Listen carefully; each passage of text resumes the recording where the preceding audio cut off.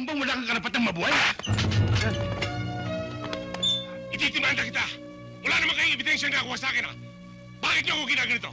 May ebidensya na! Hayop ka! Huwag mo akong patawanin. Ngayon, hindi ka tatawa. Chemist!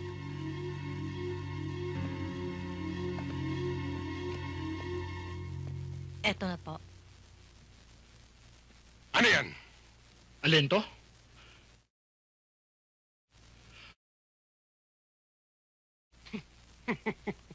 Luma na yung gimmick na yan. Paris na yan. Hindi niyo ako pwedeng lukuhin ng ganyan-ganyan lang. Ganon, ha? Pasok yung babae. Esther! Tingnan natin. Kung may palusot ka Andito pa. na ho ako, sir. Hello, lover boy.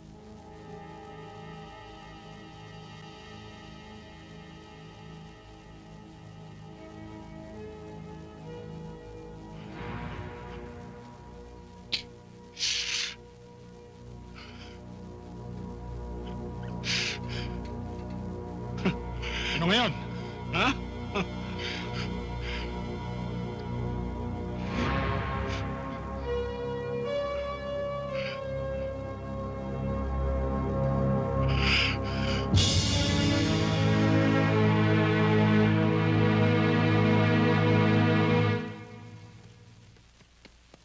Daddy, overseas call galing kay Mami.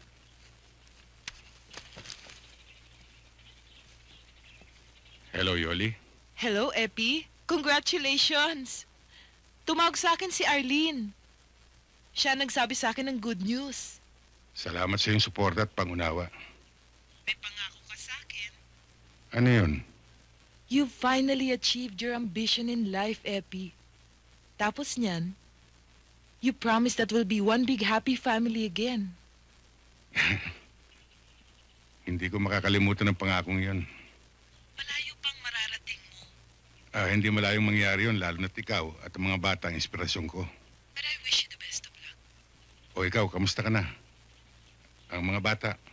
Okay naman kami. Alam mo na yung dalawa, tulog na tulog. It's past midnight here.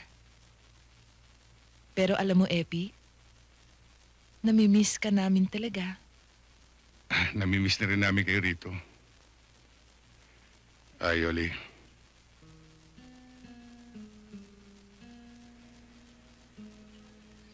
Salamat ulit.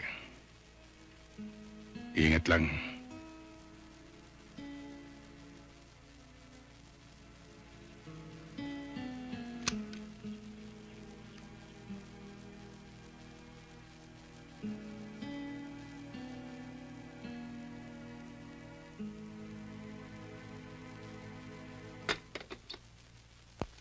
Magandang umaga sa inyong lahat, mga kasama.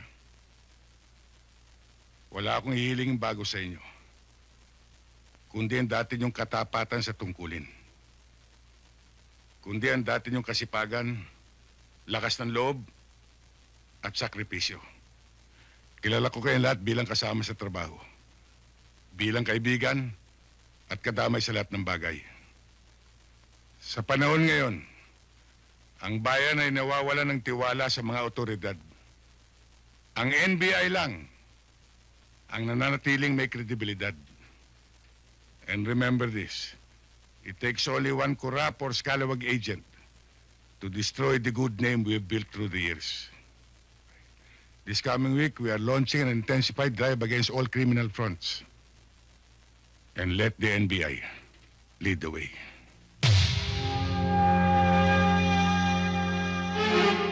Ito ang mapa nagmula sa ating surveillance team.